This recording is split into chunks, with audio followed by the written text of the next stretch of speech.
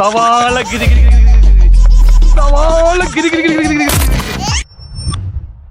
നമ്മുടെ യുവ വിപ്ലവ നേതാവ് കുമാരി ചിന്ത ജെറോം ഇങ്ങോട്ട് ഇരുന്നാട്ടെ.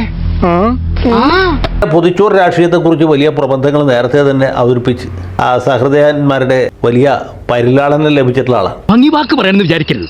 ഇത്ര സൽസ്വഭാവിയും കുലീനവതിയുമായ ഒരു പെണ്ണില്ല.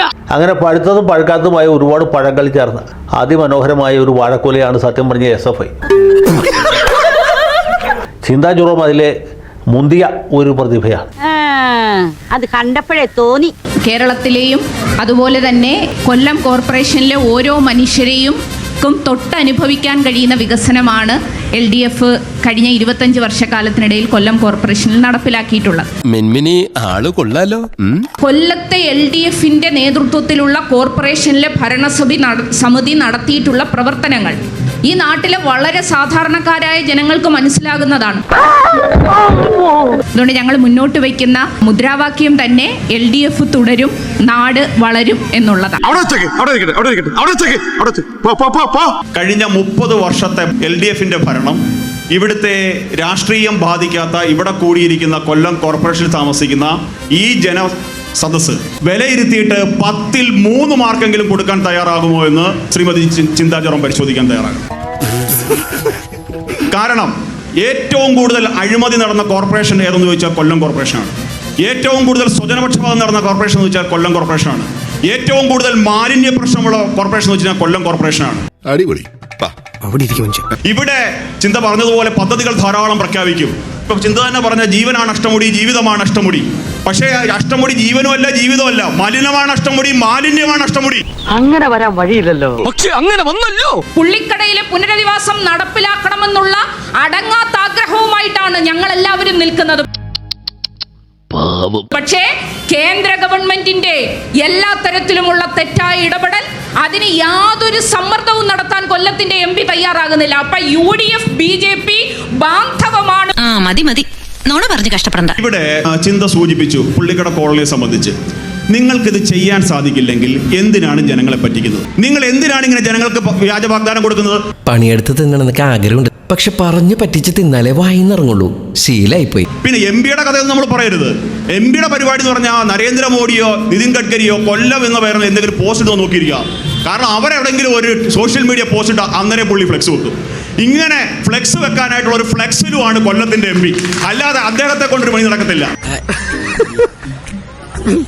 നാടിനുള്ള നായ് ശല്യം എവിടെ ചെന്നാലും ഏത് ഭാഗത്ത് പോയാലും കടി പേടിക്കാതെ പോകാൻ കഴിയാത്ത സാഹചര്യം. പട്ടി മാത്രമല്ല, പട്ടിശല്യം മാത്രമല്ല, കുറുക്കന്റെ ശല്യം ഉണ്ടെന്ന് അപ്പൊ തോന്നുന്നത്. ഇങ്ങനെ പോയാൽ സംഗതി കുഴയും.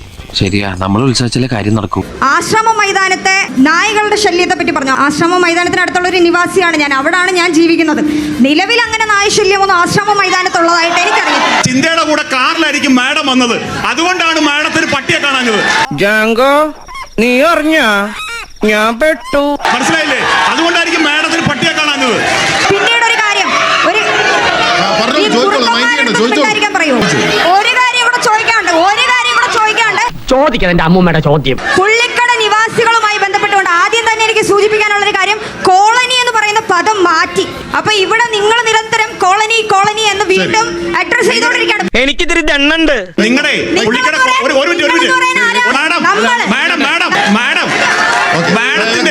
മാഡത്തിന്റെ പാർട്ടിയുടെ വിയറ്റ്നാം കോളനിയാ പുള്ളിക്കട കോളനി. മാഡത്തിന്റെ പാർട്ടിയുടെ വിയറ്റ്നാം കോളനിയാ പുള്ളിക്കട കോളനി. ജാങ്കോ, നീ അറിഞ്ഞ ഞാൻ പിന്നെ പെട്ടു. മോദിയുടെ കാലത്ത് മതില് കെട്ടി പാവങ്ങളെ മറയ്ക്കുന്നു എങ്കിൽ കേരളത്തിൽ പിണറായി വിജയൻ അതിദരിദ്രരായ മനുഷ്യരെ കണ്ടുപിടിച്ച് അവരുടെ പ്രശ്നങ്ങൾ പരിഹരിക്കുന്നു. 2 ഗവൺമെന്റുകൾ തമ്മിലുള്ള വ്യത്യാസമാണ് ഇത്. കൊടും മാറണം തന്നെ. BJPയും LDFും തമ്മിലുള്ള വ്യത്യാസമാണ്. മോദിയും പിണറായിയും തമ്മിലുള്ള വ്യത്യാസമാണ്. അതിദാരിദ്ര്യം ഞങ്ങൾ നിർമ്മാർജ്ജനം ചെയ്തു എന്ന് വീണ്ടും ഒരു ഉളുപ്പുമില്ലാതെ ചിന്ത ചേച്ചി കൊല്ലത്ത് ചെന്ന് നിന്നൊന്ന് പറഞ്ഞു. അപ്പൊ അവിടെ നിന്ന് വന്ന ഒരു മറുചോദ്യമാണ്, 1.5 കിലോമീറ്റർ അപ്പുറത്ത് പുള്ളിക്കട കോളനി പറഞ്ഞൊരു കോളനി ഉണ്ട്. 20 പേർക്കാണ് ഒരു കക്കൂസ്. 1200 കുടുംബം ദുരിതക്കയത്തിലാണ്. മഴ പെയ്തു കഴിഞ്ഞാൽ ഉള്ള പകർച്ചവ്യാധികൾ മൊത്തം പിടിവിട്ടുകയാണ്. ജനങ്ങൾ കഷ്ടപ്പെടുകയാണ്. നിന്നെ അങ്ങോട്ട് കെട്ടിയെടുത്ത് തൊട്ട് എനിക്ക് പ്രശ്നങ്ങളാണ്. പിണറായി വിജയൻ അതിദരിദ്രരെ തുടച്ചു നീക്കി എന്ന് പറയുമ്പോഴും ഈ പറയുന്ന കാര്യങ്ങളെല്ലാം ഈ മനുഷ്യരെല്ലാം ഇവിടെ കിടക്കുന്നുണ്ട്. മണ്ണ് വാരി തിന്നാത്ത ആളുകളെയാണോ നിങ്ങൾ ഈ അതിദരിദ്രർ എന്ന് ഉദ്ദേശിക്കുന്നത്? അത് മനസ്സിലായില്ല. എത്രമാത്രം ഈ നാടിനെ അടിച്ചമർത്താൻ ശ്രമിച്ചാലും ആ അടിച്ചമർത്തലുകൾ ഇപ്പൊ നമുക്കറിയാം, കേന്ദ്രം ഉൾപ്പെടെ നമുക്ക് ഫണ്ട് തരാതെ കേരളത്തെ ഞെക്കിപ്പിഴിയാൻ ശ്രമിക്കുമ്പോഴാണ് ഒരു ജാള്യത എന്ന് പറഞ്ഞാൽ അതില്ല. ഒരു പ്രത്യേക ജീവിതമല്ലേ ചിന്ത. എന്റെ ചോദ്യം ക്രിസ്റ്റൽ ക്ലിയർ ആണ്. ഏത് പദ്ധതിയുടെ പദ്ധതി വിഹിതമാണ് കേന്ദ്ര ഗവൺമെന്റ് പിടിച്ചു വച്ചിരിക്കുന്നത്? ഒരു സോളിഡ് പ്രൂഫ് ചിന്തയ്ക്ക് തുറന്നു കാണിക്കാൻ സാധിക്കുമോ? ചിന്ത, ഞാൻ വെല്ലുവിളിക്കുകയാണ്. അഡ്ജസ്റ്റ്മെന്റ് വേണ്ട. കൊല്ലം കോർപ്പറേഷന് കിട്ടേണ്ട അമൃതുണ്ടോ, ജൽജീവൻ മിഷൻ ഉണ്ടോ, സൗഭാഗ്യ യോജനയുണ്ടോ, ആവാസ് യോജനയുണ്ടോ?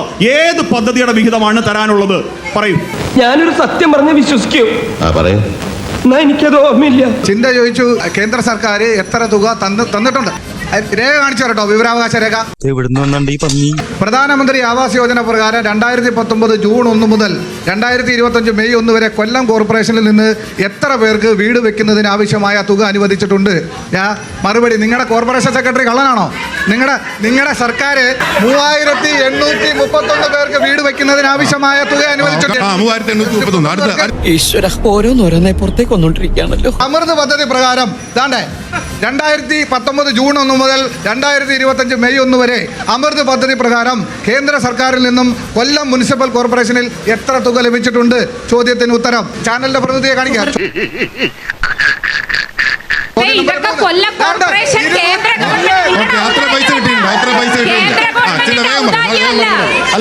ഇത് കേന്ദ്ര ഗവൺമെന്റിന്റെ ഔദാര്യമല്ല. ഷാജി കേട്ടാ ഇവിടെ അരുതബു അരുത്.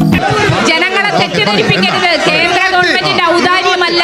ആദ്യം തന്നില്ല എന്ന് പറഞ്ഞു, തന്നതിന്റെ തെളിവ് കാണിച്ചപ്പോ പറയാ അത് ഔദാര്യമല്ല, അവകാശമാണ്. തൊലിക്ക് നല്ല കട്ടിയാണല്ലേ. രേഖ വെച്ചാണ് സംസാരിക്കുന്നത്.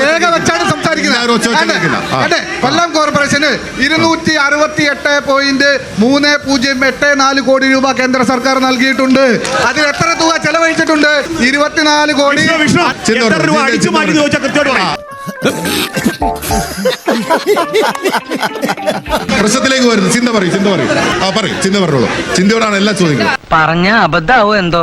അതുറപ്പാണല്ലോ. ഇവിടെ കേന്ദ്ര ഗവൺമെന്റ് കൊല്ലം കോർപ്പറേഷന് ഔദാര്യം നൽകിയ കണക്കാണ് ചോദ്യകർത്താവ് പറയുന്നത്. കേരളവും കൊല്ലവും അല്ല, ഇന്ത്യയുടെ ഭാഗമാണ്. ഈ രാജ്യം ഭരിക്കുന്ന കേന്ദ്ര ഗവൺമെന്റിന്റെ ഉത്തരവാദിത്വമാണ് ഈ നാട്ടിലെ കോർപ്പറേഷനുകൾക്കും അവരുടെ പദ്ധതി പ്രവർത്തനങ്ങൾക്ക് പണം നൽകുക എന്നുള്ളത്. ഇങ്ങനെ പറ്റിക്കരുത് മനുഷ്യരെ. എന്തേ? ഇവിടുത്തെ ഗവൺമെന്റും ഇവിടുത്തെ ഭരണാധികാരികളും കേന്ദ്രത്തെ പോയി കണ്ട് നിരന്തരമായി അഭ്യർത്ഥിച്ചിട്ട് നമുക്ക് ലഭിക്കേണ്ടതിന്റെ 1/4 മാത്രമാണ് അനുവദിച്ചിട്ടുള്ളത്. അതും ഔദാര്യമായി കണക്കാക്കിക്കൊണ്ടാണ് ഇവിടെ വന്ന് അവതരിപ്പിക്കുന്നത് എന്നുള്ള ബോധ്യം നമുക്കുണ്ടാകണം. അതേ ചിന്തയോട് തിരിച്ചു ചോദിക്കാമല്ലോ. സംസ്ഥാന സർക്കാർ കൊടുക്കുന്നത് അപ്പോൾ AK സെന്ററിൽ നിന്നും എടുത്തു കൊടുക്കുന്നതല്ലോ.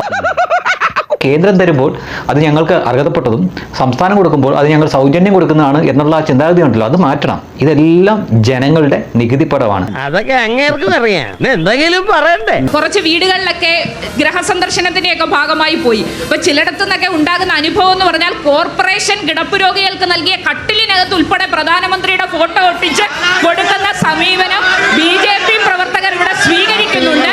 അത് പരിതാപകരമാണ്. പാവപ്പെട്ടവന് പൊതിച്ചോറുള്ളതിനകത്ത് സ്റ്റിക്കർ ഒട്ടിക്കുന്ന പാർട്ടിയായി പറയുന്നത്. ഏതൊരു വകുപ്പിനെ സംബന്ധിച്ചുള്ള എന്ത് ചർച്ചകൾ വന്നാലും അവിടെ നിങ്ങളെ ഉയർത്തിപ്പിടിക്കുന്ന ഏക സംഭവം എന്താ? DYFI പൊതിച്ചോറ് കൊടുക്കുന്നില്ലേ? അത് DYFIയുടെ ഓഫീസുകളിൽ അവർ അടുപ്പ് കൂട്ടിയിട്ട് ചോറും കറിയും വേവിച്ച് പൊതികളാക്കി കെട്ടി ദേശാഭിമാനി പത്രത്തിൽ പൊതിഞ്ഞുകൊണ്ട് കൊടുത്തിട്ട് നിങ്ങൾക്ക് പറയാം അത് DYFIയുടെ പൊതിച്ചോറാണെന്ന്. നാട്ടുകാർ കൊടുക്കുന്ന പൊതിച്ചോറ് കാണിച്ചിട്ട് മരുന്നിന്റെ കാര്യം പറഞ്ഞപ്പോ പൊതിച്ചോറ് കൊടുക്കുന്നുണ്ടെന്ന് പറഞ്ഞ ആളുകളല്ലേ? അതെ, അത് ഞാനൊരു ആവേശത്തിന് പറഞ്ഞതല്ലേ. ആണ്, എന്നാൽ ആവേശം ഒട്ടും കളയണ്ട. അങ്ങനെ പാവപ്പെട്ട ജനങ്ങൾക്ക് കൊടുക്കുന്ന, നിങ്ങൾ കൊണ്ടു കൊടുക്കുന്നു എന്നുള്ള ഒരു കാര്യം ചെയ്യുന്നുണ്ട്. അതിന്റെ പേരിൽ നിങ്ങൾ അത് കൊട്ടിഘോഷിക്കുന്ന ആളുകളല്ലേ?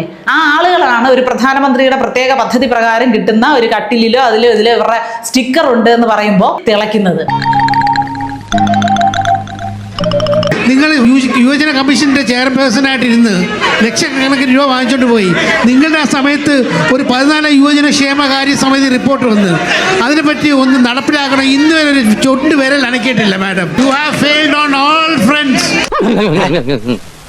അത് പറഞ്ഞപ്പോ നീ എന്തിനാ ഞെട്ടിയത്? കുട്ടി മാമയ്ക്ക് എന്നെ വിശ്വാസമില്ലല്ലോ എന്നോർത്തപ്പോ ഞാൻ ഞെട്ടി മാമ. മാഡം പറഞ്ഞതെല്ലാം കള്ളാന്നുള്ളത് നാട്ടുകാർക്കൊക്കെ മനസ്സിലായി. 14 യുവജനക്ഷേമ കാര്യസമിതി റിപ്പോർട്ട് മാഡം ഇതേണ്ട ഈ ലക്ഷക്കണക്കിന് രൂപ നിങ്ങൾ ശമ്പളം വാങ്ങിച്ചുകൊണ്ട് പോയതാണ്. അത് നടപ്പിലാക്കണം. എന്തോ ഇവിടെയുള്ള പാവപ്പെട്ടവർക്ക് പഠിക്കാൻ വേണ്ടി PSCക്ക് വിടണമെന്ന് പറഞ്ഞുകൊണ്ടുള്ള റിപ്പോർട്ടാണ് നിയമസഭ വെച്ചതാണ്. അത് you must be knowing it. എന്നിട്ട് ഇന്ന് വരെ ഒരു ചെറുപേരിൽ അണക്കിയിട്ടില്ല. 10 വർഷം ആവാൻ പോകുന്നു. ശമ്പളം പറ്റാതെയാണ് ആദ്യഘട്ടങ്ങളിൽ യുവജന കമ്മീഷൻ അധ്യക്ഷയായി ചുമതലയേറ്റ് പ്രവർത്തിച്ചു വന്നത്. അടുത്ത ഘട്ടമാകുമ്പോഴേക്ക് കുറേശ്ശെ ഒന്ന് മാറി കുറച്ച് ശമ്പളം കൈപ്പറ്റാൻ തുടങ്ങി. നീ കത്തിജ്വലിച്ചില്ലെങ്കിൽ, ഞാൻ കത്തിജ്വലിച്ചില്ലെങ്കിൽ പിന്നെ ആരാണ് ഈ ഇരുട്ടിനെ പിന്തുടർന്നു പിടിക്കുക? അദ്ദേഹം അടിസ്ഥാനരഹിതമായി എനിക്ക് തോന്നി ഈ മാധ്യമങ്ങളിലൊക്കെ പടച്ചുവിടുന്ന കള്ളപ്രചരണങ്ങൾക്ക് വിധേയമായി എന്തൊക്കെയോ തെറ്റിദ്ധാരണയുടെ അടിസ്ഥാനത്തിൽ വന്ധ്യവയോധികനായ ഒരു മനുഷ്യൻ പറയുകയാണ്. വയസ്സായ ആളല്ലേ. ശമ്പള കുടിശ്ശികയിൽ ചിന്താ ജെറോമിന്റെ വാദം പൊളിയുന്നു. കുടിശ്ശിക ആവശ്യപ്പെട്ട് കത്ത് നൽകിയത് ചിന്ത തന്നെ. നീ എന്തിനാണ് ഗോപാലകൃഷ്ണൻ നുണ പറഞ്ഞു പറ്റിക്കണേ? ഒരു കാര്യം നമ്മൾ മനസ്സിലാക്കേണ്ടത്, കേരളത്തിലെ യുവജനങ്ങളുടെ അവകാശങ്ങൾ സംരക്ഷിക്കുന്നതിന് വേണ്ടി നിയമം മൂലം നിയമസഭ നിലവിൽ കൊണ്ടുവന്ന ഒരു അർദ്ധ ജുഡീഷ്യൽ അധികാരത്തോട് കൂടിയ ഫോറമാണ് കേരള സംസ്ഥാന യുവജന കമ്മീഷൻ. താങ്കൾ എന്നെയാണ് അപമാനിച്ചത്. അങ്ങോട്ട് മാറി എന്ന് അറിയാം. നവമാധ്യമങ്ങൾക്കകത്തൊരു പ്രചരണം നടക്കുന്നു. ചിന്താ ജെറോമിന്റെ ശമ്പളം ഇരട്ടിയായി വർദ്ധിപ്പിച്ചു, 50,000-ൽ നിന്നും 1,00,000-ആയി വർദ്ധിപ്പിച്ചു. ഇങ്ങനെ എന്തെങ്കിലും സർക്കാർ ഉത്തരവ് ഇറങ്ങിയിട്ടുണ്ടോ? ഇതൊന്നും അറിഞ്ഞില്ലേ? എന്ത്? കേരള സംസ്ഥാന യുവജന കമ്മീഷൻ അധ്യക്ഷയായ കുമാരി ചിന്താ ജെറോമിന് കുടിശ്ശിക വേതനം അനുവദിച്ച് പുറപ്പെടുവിക്കുന്ന ഉത്തരവ് കിട്ടിയോ? ആരും എനിക്ക് ഈ നിമിഷം വരെ വാട്സപ്പ് ചെയ്ത് തന്നിട്ടില്ല.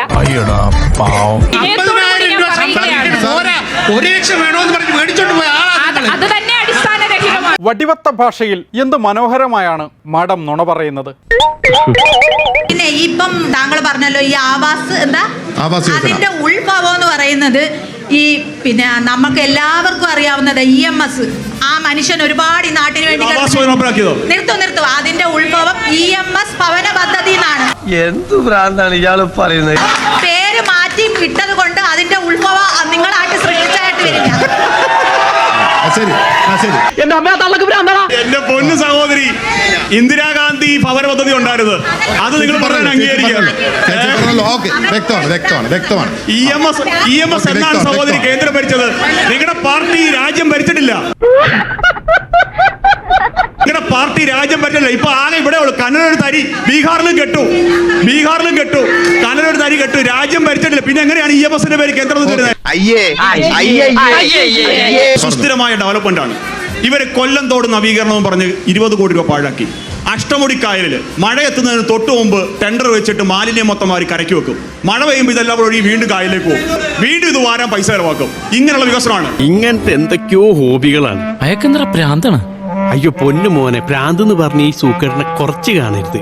ഇത് അതുക്കും മേലെ. ഇവരുടെ പാർട്ടി വികസന സന്ദേശ യാത്ര പറഞ്ഞൊരു യാത്ര നടത്തി. ഈ ഇവിടെ ശക്തികുളങ്ങരയിൽ കന്നിവേൽ വെസ്റ്റും കൂടെ ഈ ശ്രീമതി പ്രസന്ന ഏണസ്റ്റാണ് യാത്ര നയിച്ചത്. ആ യാത്രയ്ക്ക് പോയ ഒരു സഖാവ് ആ റോഡിലെ കുഴി വീണ് കാലുളുക്കി കിടക്കും. ഇപ്പൊ നിങ്ങൾക്ക് വേണേ ഞാൻ കൊണ്ടുപോകാം, വീട്ടിൽ കൊണ്ട് നിങ്ങളെ കാണിച്ചു തരാം. ഇതാണ് ഇവരുടെ വികസനം. ഇപ്പൊ എല്ലാവർക്കും എല്ലാ കാര്യങ്ങളും മനസ്സിലായല്ലോ. എന്നാ ഞങ്ങൾ അങ്ങ് ഇറങ്ങട്ടെ. ആയിക്കോട്ടെ, സന്തോഷായി.